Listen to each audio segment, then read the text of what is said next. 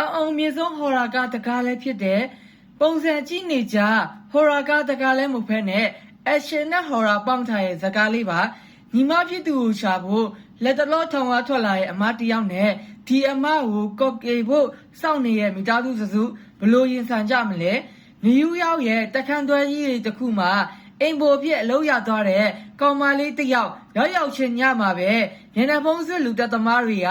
သူခန့်လဲဝင်လာပြီးတော့တက်ဖို့စူးစမ်းကြပါရဲ့ဒါပေမဲ့အဲ့ဒါကဇလက်အစပဲရှိပါသေးတယ်ဒီထက်မှောင်မိုက်တဲ့ကြောက်စရာကောင်းတဲ့လက်ဝက်ချက်တွေ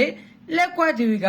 ဒီတခန်းသွဲကြီးတွေမှာခိုအောင်နေပါတယ်ဒီကားလေးကိုကြည့်ချင်တယ်ဆိုရင်တော့ကျွန်တော်ရဲ့တက်ကန် channel မှာကြည့်လို့ရတယ်လို့ကွန်မန့်မှာဟဲ့လိုက်ုံနဲ့လေးချထားပေးပါမယ်ကျွန်တော်ရဲ့တက်ကန် channel ကိုတစ်ခါဝင်လဲုံနဲ့ဇကား upgrade တွေကိုဓာတ်ရိုက်ကြည့်ရမှာဖြစ်ပါတယ် horror ကားတွေ action ခက်ချာချမ်းကားတွေ drama ကားတွေကိုကျွန်တော်ရဲ့တက်ကန် channel တစ်ခါကြောလဲုံနဲ့ဓာတ်ရိုက်ကြည့်ရမှာဖြစ်ပါတယ်